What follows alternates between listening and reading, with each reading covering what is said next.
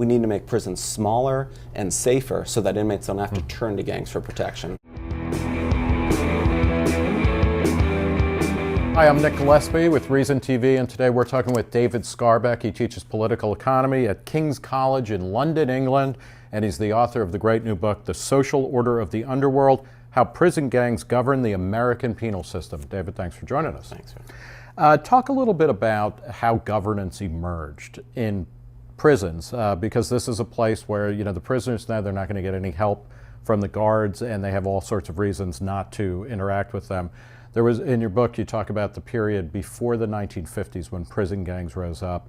What was it like before prison gangs, and then why did the gangs emerge, and how do they govern things? Yeah, well, one of the fascinating things that my book looks at is prior to the 1960s in California. And it turns out if you were incarcerated during that time, one of the most important sources of safety or regulation in your life would be not gangs, but something called the Convict Code or the Prisoner's Code.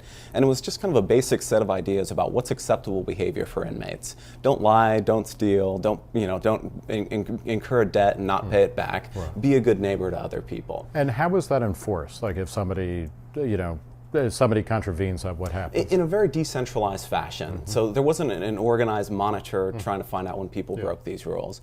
The more that people broke them, the more likely they were to be ostracized. That would mean that they wouldn't have access to resources, support from their peers. It would mean that they were more likely to be victimized by other inmates.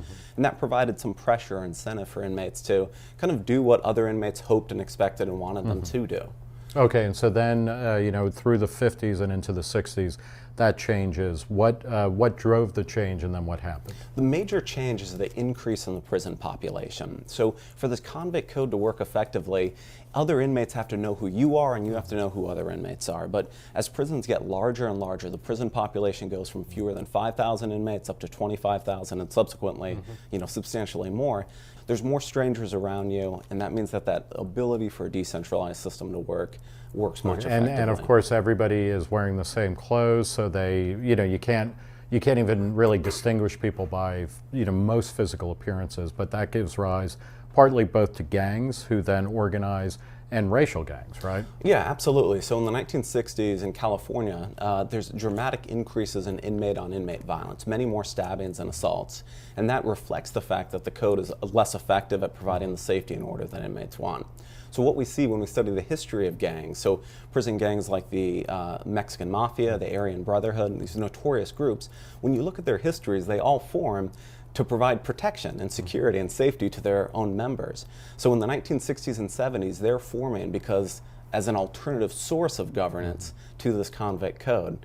And as populations increase subsequently, these gangs take on even more important roles. And one of the reasons that race is important is because, again, when everybody's dressed the same, that's one signifier where you can guess, okay, if you're white and you see another white guy, they're on the same team. If you're black, you're on the same team, Mexican. The way that the gang politics, as they call it, works is it's effective at doing what inmates want because you don't have to know a particular person. You just have to know which group they affiliate with. So without a doubt, there's racist prison gang members. I don't want to deny that. Yeah. But there's a logic to it in that in an environment where everyone wears the same clothes, they have similar haircuts, they're in a roughly similar age, what's the easiest way to identify what group someone affiliates with? Well, the color of your skin is very low cost to identify.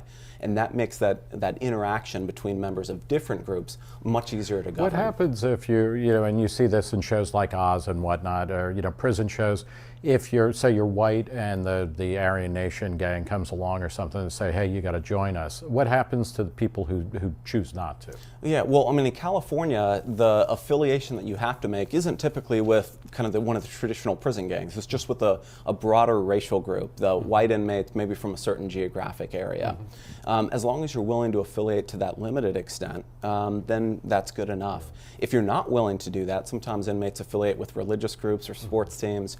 But what's key to each of those groups is that each member of the group is responsible for every other member's actions. So when there's problems, everyone knows who to go to try to control you. Talk a little bit about tattoos as well, because this is, it's a flourishing industry or practice in prison with rudimentary tools, but how do tattoos function, and what are they? Prison is an environment where there's lots of strangers around you. You don't know who's trustworthy, who's dangerous, who has a good reputation, and who has a bad one.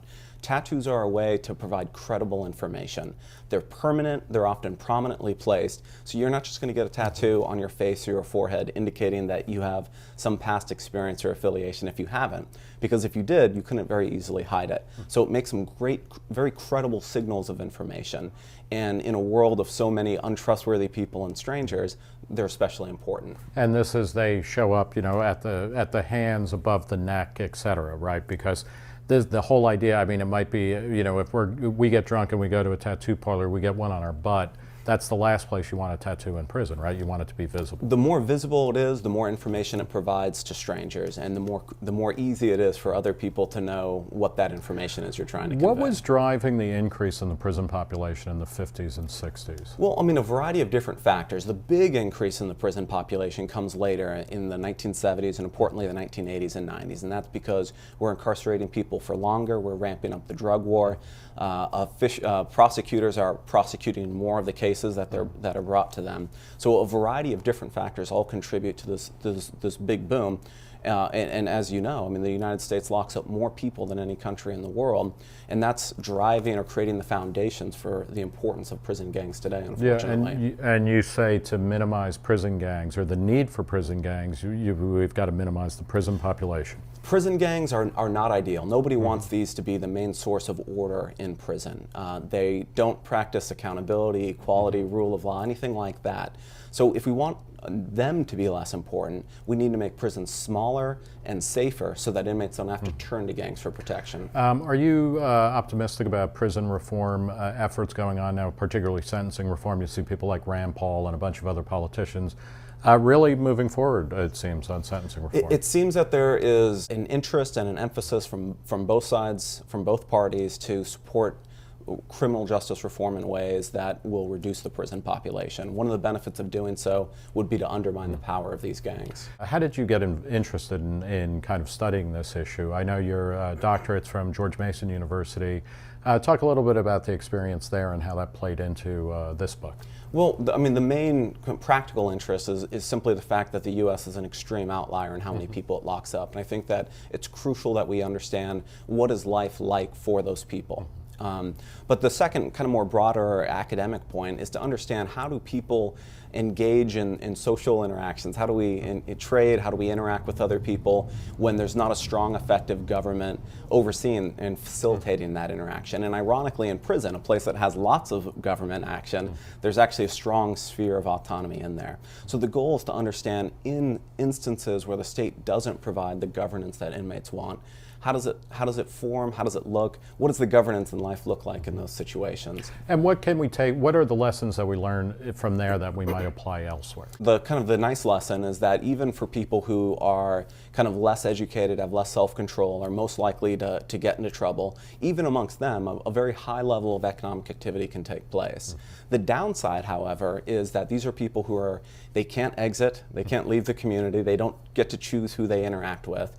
And those are two powerful ways that people develop cooperative relationships in other settings, and they're absent in the inmate setting. So I think really what it shows is that those are especially important, and when we don't get those, the forms of governance that we have aren't something that we can really get excited and thrilled about. I guess final question: what's your recommendation for a great movie, or a great movie or TV show that explores this dynamic? Yeah, well, there's actually two great movies that have been made on this. One is the American Me, about loosely based on the Mexican Mafia prison gang in Southern California, and another film is Blood In, Blood Out. Anyways, both of those kind of capture very well the prison gang element and the informal element that exists in many American prisons today. Well, thank you so much. David Skarbek of King's College, London, the author of The Social Order of the Underworld, How Prison Gangs Govern the American Penal System. David, thanks for talking to us. Great, thank you. For Reason TV, I'm Nick Gillespie.